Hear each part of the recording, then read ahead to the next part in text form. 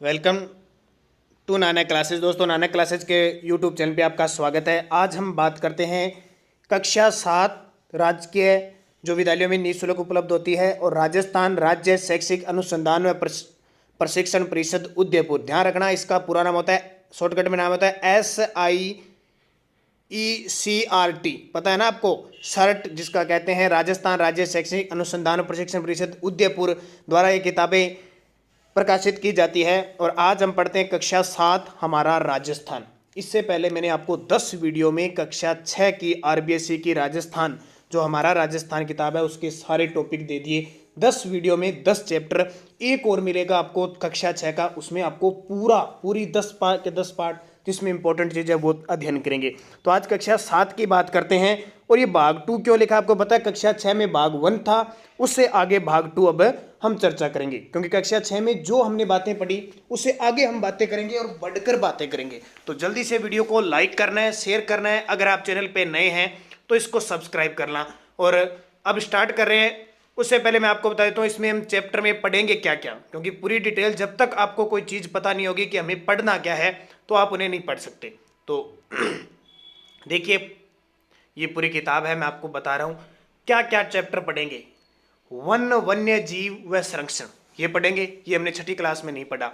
खनिज व ऊर्जा संसाधन पढ़े थे लेकिन नॉर्मल पढ़े थे। कृषि व सिंचाई, राजस्थान में कृषि विपणन, राजस्थान में व्यापार और ये व्यापार कृषि के नए आंकड़े हैं, ध्यान रखना।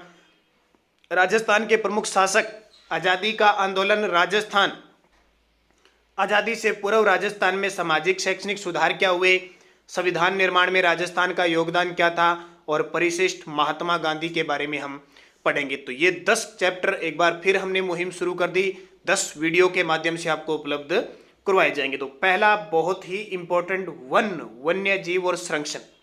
अब राजस्थान का कोई भी एग्जाम है, चाहे आप रीट का दो, ACF का दो, पटवारी का दो, आगे राजस्थान पुलिस का दो, फर्स्ट ग्रेड सेकंड ग्रेड, जहां भी राजस्थान वन रक्षक वनपाल राजस्थान जीके की बात आएगी, क्वेश्चन बाहर नहीं जाएगा। बड़ी बात आपको मैं इस किताब में जो लिखा हुआ है उसके अलावा भी चीजें बताता रहूंगा। तो स्टार्ट करते हैं फटाफट। एक बार सेशन को जरूर शेयर करो अपने दोस्तों में और लाइक करना, क्योंकि जितने विद्यार्थी देख रहे हैं लाइक सारे किया करो। 1000 विद्यार्थी देखते हैं तो लाइक 50 ही होते हैं, तो कृपया करके आपका उसका एक भी चार्ज नहीं लगता, आप लाइक जरूर किया करो। तो स्टार्ट करते हैं। वन्य जीव और संरक्षण, और ये आपको पता है वन्य जीव और संरक्षण ये समवर्ती सूची के विषय हैं। पहले क्या थे, ये राज्य सूची के विषय थे, अब इन्हें समवर्ती सूची में डाला गया है। तो यहां से हम स्टार्ट करते हैं, क्या चीज हमें पढ़नी है, क्या है मुख्य तथ्य पढ़ेंगे। वनों का महत्व देखिए क्या है। तो वनों का महत्व आपको पता है कि जलवायु को सम बनाते हैं, पेड़ पौधों से हमें फूल पत्ती फल सब प्राप्त होता है, लकड़ियां हमें प्राप्त होती है, ये छोटी मोटी चीजें आपको प्राप्त है। जैसे राजस्थान में इमारती लकड़ी, इमारती के मतलब इमारतों के अंदर यूज की जाती है, ईंधन की लकड़ी, तेंदुपत्ता, बांस, गोंद, खस, कई प्रकार की औषधियां हमें प्राप्त होती है। तो ये नॉर्मल सी बात है। वनों के प्रकार देखो, ये क्वेश्चन एग्जाम में पक्का आता है। पिछले साल पटवारी में देख लो, आप राजस्थान पुलिस में देख लो, फर्स्ट ग्रेड का एग्जाम देख लो, सब में आता है। राजस्थान राज्य के कुल क्षेत्रफल का लगभग 10वां भाग वन क्षेत्र है। राजस्थान का जो पूरा 3,42,239 वर्ग किलोमीटर है ना, ये सारी चीजें मैंने कक्षा 6 के चैप्टर में बता दिया, उसका 10वां भाग ही वन क्षेत्र है। 10वां भाग आप करोगे तो उतना वन क्षेत्र है। राज्य में सर्वाधिक वन उदयपुर में है। ये रिपोर्ट मैंने एक वीडियो स्पेशल बना दिया वनों पे, वन रिपोर्ट जो नई आई है उस पर वीडियो बना दिया, वो जरूर देख लेना, वीडियो के डिस्क्रिप्शन में लिंक मिल जाएगा आपको। राज्य में सर्वाधिक वन उदयपुर में और सबसे कम वन चूरू में है। ये 2 पॉइंट याद रखना। एक और होता है प्रतिशत के आधार पर, राजस्थान में सबसे ज्यादा वन भी उदयपुर में है, ताजा आंकड़ा है, और वन सबसे कम प्रतिशत में जोधपुर में है। 2 आंकड़े। वनों को 3 भागों में विभाजित किया गया है। 3 विभाग। आरक्षित वन, जहां एकदम सरकारी नियंत्रण में वन रहते हैं, पर्यावरण की दृष्टि से महत्वपूर्ण होने के कारण न तो इसमें पशु चराए जा सकते हैं और नई लकड़ी काटने पर प्रतिबंध होता है। नहीं, लकड़ी काटने पर ही पर प्रतिबंध है। ये कुल वन के 1/3 से अधिक है, यानी लगभग 38% ये वन पाए जाते हैं आरक्षित वन। दूसरे होते हैं सुरक्षित वन या संरक्षित वन जिन्हें कहते हैं। यह वन सरकारी नियंत्रण में तो आते हैं, लेकिन इनको लाइसेंस प्राप्त करने के बाद या नियमों के आधार पर लकड़ी पशु लकड़ी भी काट सकते हैं इसकी और पशु भी चरा सकते हैं। इस प्रकार के वन कुल वन क्षेत्र के आधे से अधिक क्षेत्र में फैले हैं, यानी लगभग 55% भाग पर ये वन है। ध्यान रखना, आंकड़ा पूछा जाता है एग्जाम में। सबसे ज्यादा राजस्थान में संरक्षित या सुरक्षित वन, 2 नंबर पे आरक्षित वन। 2 हो गए। तीसरा पॉइंट आता है अवर्गीकृत वन। जो अपने गाँव में अवर्गीकृत वन है ना, इस श्रेणी में वन में पशु चराने और लकड़ी काटने पर किसी भी तरह का कोई प्रतिबंध नहीं है, किसी भी प्रकार का प्रतिबंध नहीं है। जैसे अपने गाँव में है ना, कभी पहले 100 वृक्ष हुआ थे, आज 20 ही है, तो वो अवर्गीकृत है, क्योंकि लोग काट काट के ले गए, तो अपने आप ही नए के बराबर यानी 6%, 6 से 7% के आसपास ही ये वन है। तो 3 चीजें आप याद रख लोगे। फिर देखो भौगोलिक दृष्टि से वनों का वर्गीकरण। भौगोलिक का मतलब कैसी जलवायु है, कैसा क्षेत्र है, वह उसी प्रकार के वन है।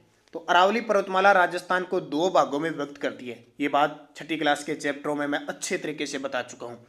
धरातलीय स्वरूप, जलवायु, वर्षा की मात्रा, मिट्टियों की भिन्नता वनस्पति को प्रभावित करने वाले प्रमुख कारक हैं।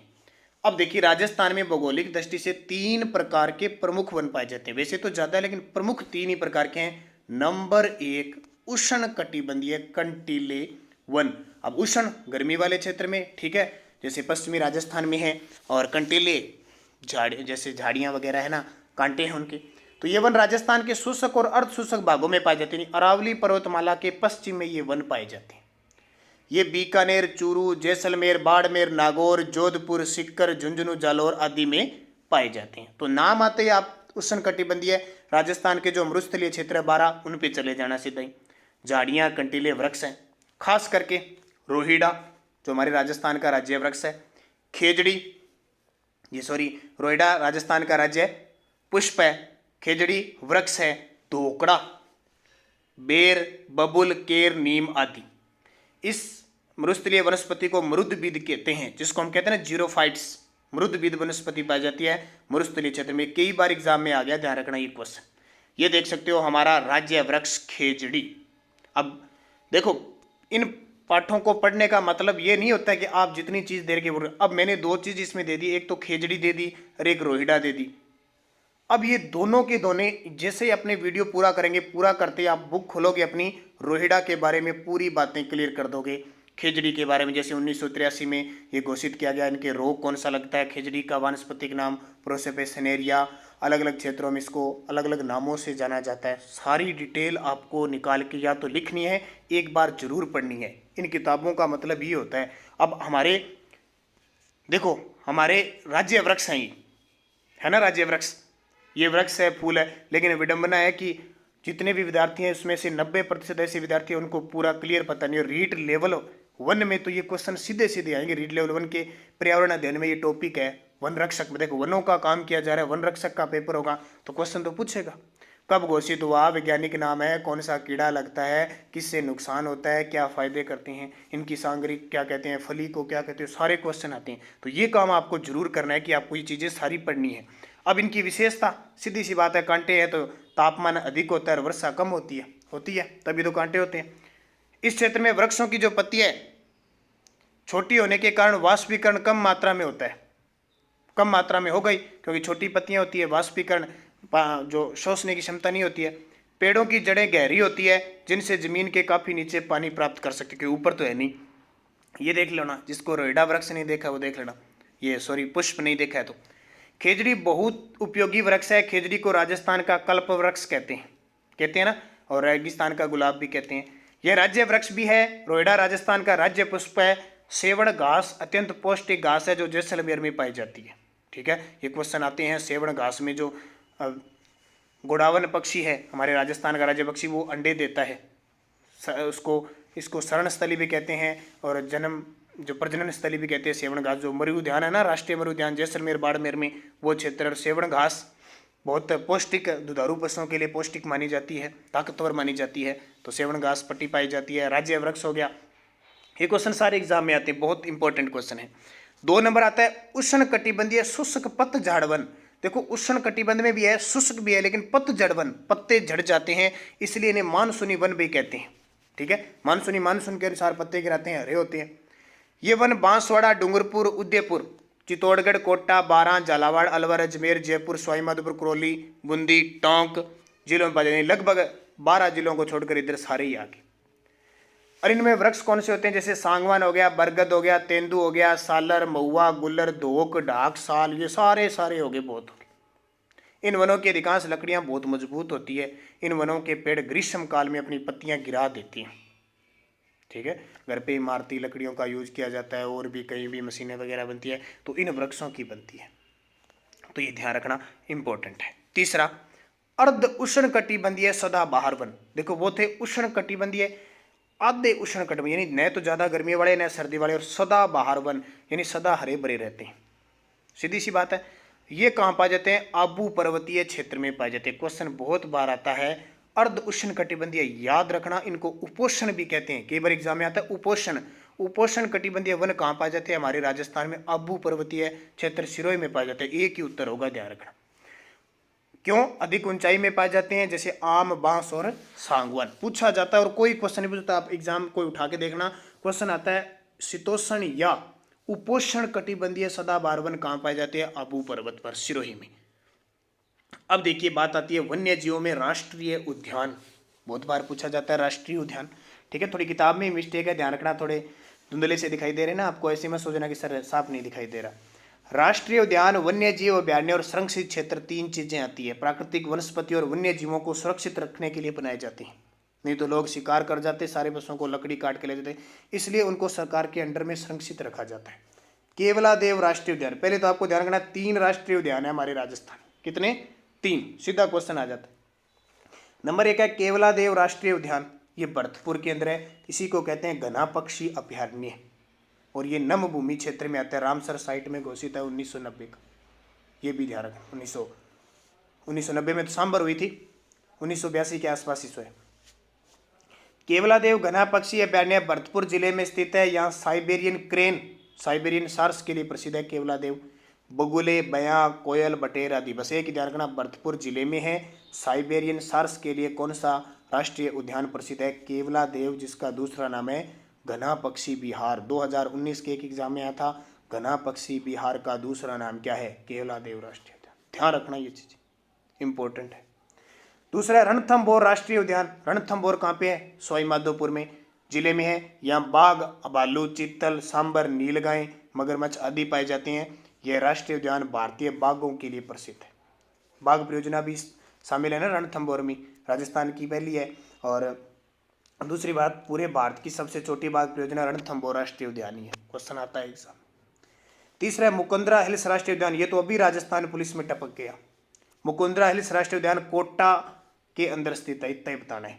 चित्तौड़गढ़ रावतबाटा जिले में फैला हुआ है, यानी ये जो मुकुंदरा हिल्स है ना, ये इस प्रकार है, कहाँ कहाँ है, कोटा भी है, ये चित्तौड़गढ़ का भाग ना रावतबाटा यहाँ भी है, ठीक है, इधर है ये, ठीक है, रावतबाटा वाला क्षेत्र इधर भी है।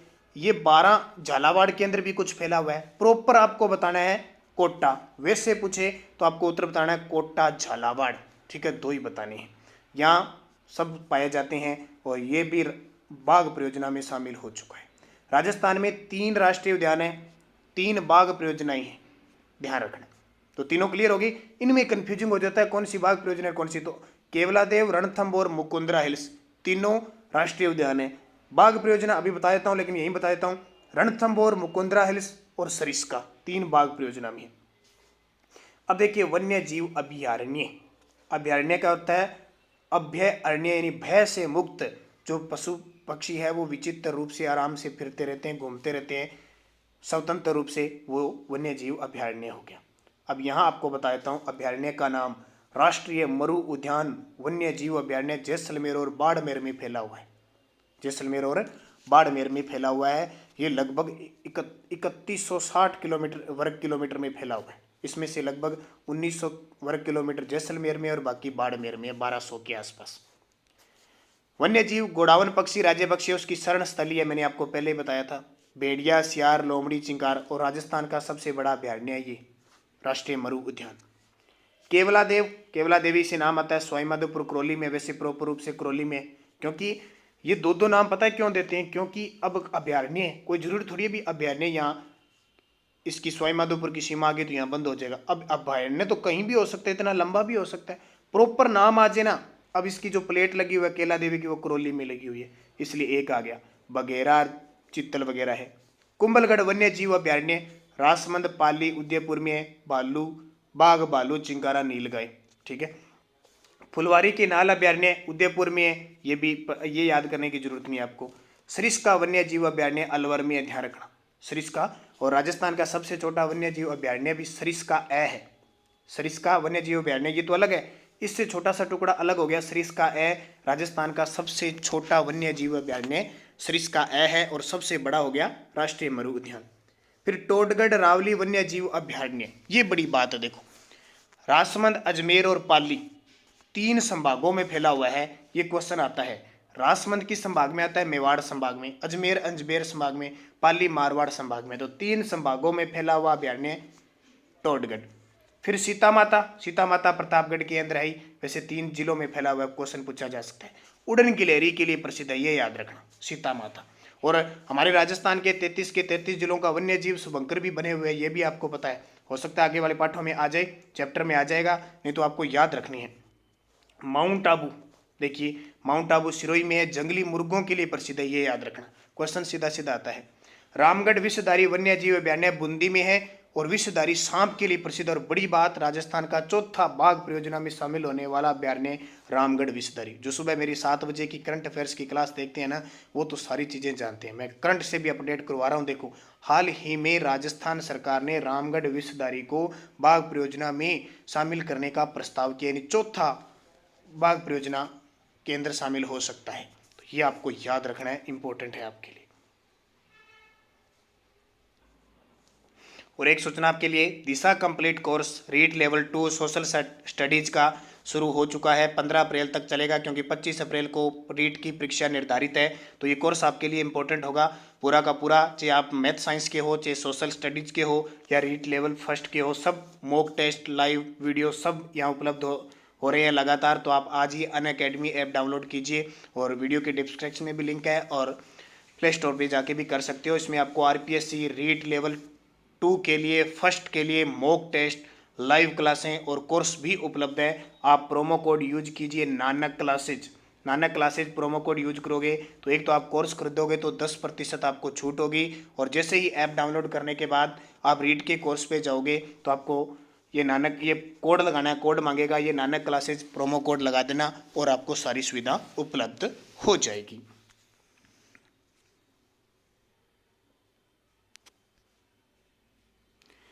अब देखिए, अब अभ्यारण्य पे चल रहे थे, थोड़ी सी मिस्टेक हो गई थी, ध्यान रखना। जमुआ रामगढ़ वन्य जीव अभ्यारण्य जयपुर में है। राष्ट्रीय चंबल घड़ियाल वन्य जीव अभ्यारण्य, ये देखिए चंबल नदी के किनारे कोटा, सवाईमाधोपुर, करौली और धौलपुर इतने जिलों में फैला। ध्यान रखना, मध्य प्रदेश और राजस्थान दोनों की सीमा पर स्थित कौन सा अभ्यारण्य है? चंबल अभ्यारण्य, ये भी ध्यान रखना। ये आगे अब राष्ट्रीय उद्यान ये नक्शे के अंदर देख सकते हो, मैंने आपको बता दिया। और भी है, देखो जैसे जवाहर सागर अभ्यारण्य कोटा के अंदर है, वैसे प्रॉपर से। बंद बरेठा वन्य जीव अभ्यारण्य भरतपुर में है। भैंसरोडगढ़ वन्य जीव अभ्यारण्य और बस्सी वन्य जीव अभ्यारण्य चित्तौड़गढ़ में है। यहाँ देख सकते हो हमारा राज्य पशु चिंकारा। रीट लेवल फर्स्ट वन रक्षक में क्वेश्चन सीधे सीधे आएंगे। राज्य ऊंट, पालतू पशु ऊंट देख सकते हो। अब की बार जो नई रिपोर्ट आई है 20वीं राष्ट्रीय पशु गणना, उसमें ऊंटों में 34.81% की कमी दर्ज की, यानी 35% के आसपास कमी दर्ज हुई है। ये वीडियो भी मैंने आपको पशु गणना का पूरा दे दिया। ये सारे इंपॉर्टेंट है आपके लिए, इनकी पूरी जानकारी आपको वीडियो के खत्म होने के बाद निकालनी है। इसके अलावा देखो सवाई मानसिंह वन्य जीव अभ्यारण्य सवाईमाधोपुर में है। वन विहार रामसागर केसर बाग धौलपुर में, ये क्वेश्चन बहुत बार आ चुका है। केसर बाग अभ्यारण्य धौलपुर में। जयसमंद वन्य जीव अभ्यारण्य सज्जनगढ़ वन्य जीव अभ्यारण्य उदयपुर के अंदर है। नाहरगढ़ जयपुर में, ये भी बहुत कुछ दिन पहले नाहरगढ़ अभ्यारण्य बाघों के मरने के कारण चर्चित रहा था, मुकुंदरा हिल्स भी रहा था। शेरगढ़ वन्य जीव अभ्यारण्य 12 में, इसका क्वेश्चन आता है किस नदी के किनारे है? परवन नदी के किनारे। ताल छापर चूरू में है, और जानते हो काले हिरणों के लिए प्रसिद्ध है। ये इंपॉर्टेंट है। इसके अलावा मैं आपको बता रहा था वन्य बाघ परियोजना में कौन कौन सी शामिल है। तो एक तो रणथंभौर बता दिया मैंने, एक सरिस्का, एक मुकुंदरा हिल्स है। तीनों के तीनों। मुकुंदरा हिल्स की स्थापना 2006 में हुई थी, लेकिन बाघ परियोजना में 2013 में शामिल हुआ था, ये याद रखना। और रणथंभौर 1973 में शामिल हुआ था, ये भी ध्यान रखना। तो तीनों क्वेश्चन एग्जाम में आते हैं। बस आपको तो याद ये रखना है कि कौन से बाघ परियोजना वाले हैं और कौन से राष्ट्रीय उद्यान वाले हैं। केवलादेव राष्ट्रीय उद्यान और सांबर झील वेटलैंड नम भूमि स्थल है। मैंने बताया था ना, रामसर साइड में दो ही हमारे राजस्थान के क्षेत्र शामिल है, एक तो सांबर झील और दूसरा केवलादेव, जहां प्रवासी पक्षी आते हैं। वन्य जीव श्रेणी में चिंकारा और पालतू श्रेणी में ऊंट राज्य पशु है। अब देखिए वन संरक्षण। राष्ट्रीय वन नीति 1952 संशोधित 1988 के अनुसार कुल भूभाग में 33% वन होने चाहिए, ये शर्त है। राजस्थान राज्य की वन नीति 2010 में जारी हुई। ये क्वेश्चन बहुत बार आता है। राज्य की वन नीति 18 फरवरी 2010 फिक्स RS फर्स्ट ग्रेड में एग्जाम आ जाती है। राज्य के संपूर्ण भाग के 20% भाग को वृक्षाच्छादित रखने का लक्ष्य रखा है। 2010 में वन नीति हुई ना, उसमें यह टारगेट रखा कि भारत में अब राजस्थान में सिर्फ 9.57% पर भाग पर ही वन है। इसका टारगेट कितना है? 20% भाग पे वृक्ष का रोपण होना। ठीक है, तो लगभग 10% भाग पे ये कह रहा हूँ मैं आपको 9.57। अंधाधुंध कटाई हो रही है, लकड़ी की वजह से सारा कुछ किया जा रहा है, पाबंदियां नहीं है। अब ये देखिए, जोधपुर में केंद्रीय शुष्क क्षेत्र अनुसंधान संस्थान काजरी है। काजरी पर्यावरण के क्षेत्र में काम करी है। काजरी का मुख्यालय पूछे जोधपुर, स्थापना 1959 को हुई थी। 1959 को काजरी की स्थापना हुई थी। क्वेश्चन बहुत बार आता है। काजरी बहुत प्रसिद्ध है क्योंकि हमारे राजस्थान में काजरी को बहुत सारे पुरस्कार दिए जाते हैं पर्यावरण के क्षेत्र में। और एक आफरी है, आफरी भी जोधपुर में शुष्क वन व अनुसंधान संस्थान, इनके पूरे नाम पूछ लिए जाते हैं, आफरी के और काजरी के, तो दोनों जोधपुर में हैं। और उद्देश्य इनका यही है, शुष्क और अर्धशुष्क क्षेत्रों में वनों और वन्य जीवों के विकास हेतु अनुसंधान करना। ये दोनों चीजें देखो 7वीं क्लास की किताब में कितनी बढ़िया है। और एक और बता देता हूँ, जो विद्यार्थी रीट के तैयारी करे ना, रीट लेवल 1 और लेवल 2 के, अगर वो टेस्ट प्रक्रिया हमारी शुरू कर रखी है हमने, अगर किसी को टेस्ट खरीदना हो तो हर टेस्ट का 50 रुपये प्राइस रहेगा। टेस्ट ले सकता है। 20 जनवरी से हमने शुरू कर दिया है। आज दूसरा टेस्ट होगा 24 जनवरी को। ठीक है, तो आपको बढ़िया तरीके से एक टेस्ट मिलेंगे। जो विद्यार्थी लेना चाहता है ले लेना। 50 रुपये प्राइस हर टेस्ट का रहेगा। ठीक है, पे रहेगी, तो संपर्क कर सकते हो। 8094496272 पे आप संपर्क कर लेना। और आपको टेस्ट पहले सिलेबस मिलेगा साप्ताहिक हमारा, यानी 5 या 6 दिन के बाद टेस्ट होगा हर शनिवार या संडे को। आपको जैसे ही आप पे कर दोगे शुरुआत के 5 टेस्टों के पेमेंट, तो आपको सिलेबस मिल जाएगा और उस सिलेबस के अकॉर्डिंग आपका टेस्ट होगा। बढ़िया तरीके से आंसर की वगैरह आपके पर्सनल नंबर पे मिल जाएगी। तो अगर किसी को लेना तो इस पर संपर्क कर लेना। और यह भी जाने, ये तो आप जानोगे ही, अमृता देवी के नेतृत्व में 1730 में 363 स्त्री पुरुषों ने खेजड़ली गांव जोधपुर में वृक्षों को बचाने के लिए बलिदान दिया था। अमृता देवी की स्मृति में, ठीक है, एक मर्ग वन उपवन भी स्थित है। भाद्रपद माह की शुक्ल पक्ष की 10वीं को यहाँ विश्व का एकमात्र वृक्ष मेला लगता है। कहाँ? खेजड़ली के अंदर लगता है। ध्यान रखना, ये बहुत इंपॉर्टेंट क्वेश्चन है, यहाँ से पूछा जाता है।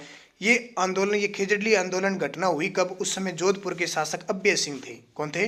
अभय सिंह थे, ध्यान रखना। तो ये इंपॉर्टेंट पूरी मैंने आपको कहानी बताई। इससे रिलेटिव जो भी है आपके पास बुक है, अच्छी अच्छी बुकें आपने बहुत सारी ले रखी है जिनके अब तक पेज भी खराब नहीं हुए हैं, तो उनका इस्तेमाल कीजिए। आप उनको पढ़िए। जो आपने बुक 300-400 रुपये लगाकर बुक खरीदी ना, उस बुक का इस्तेमाल कीजिए। अब नहीं करोगे तो कब आएंगे? आपने क्या कर रखा है, बड़ी बड़ी बुकें ला रखी है, शुरुआत के 3-4 पेज पढ़े हैं और बीच में से 2-4 पेज में बाकी नई की नई पढ़ी है।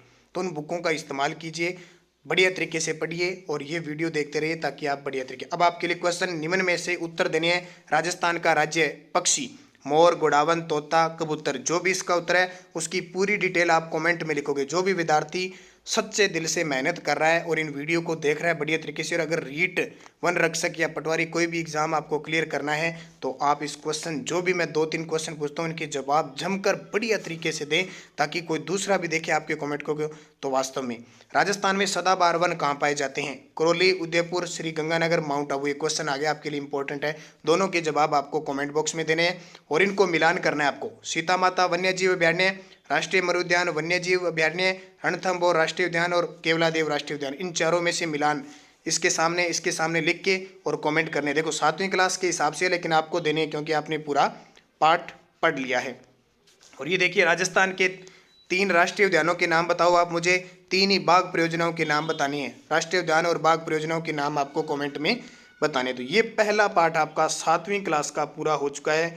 वन्य जीव व वन्य जीव, वन और वन्य जीव संरक्षण इंपॉर्टेंट पार्ट है। इससे संबंधित और भी बातें आपको पढ़नी है तो दोस्तों वीडियो को लाइक करना, शेयर करना, क्योंकि ये मुहिम है, ये मुहिम बंद नहीं होनी चाहिए। हम 12वीं क्लास तक इस मुहिम को ले जाएंगे। पूरी किताबें, राजस्थान ध्यान, SST सब पढ़ाएंगे क्लियर रूप से।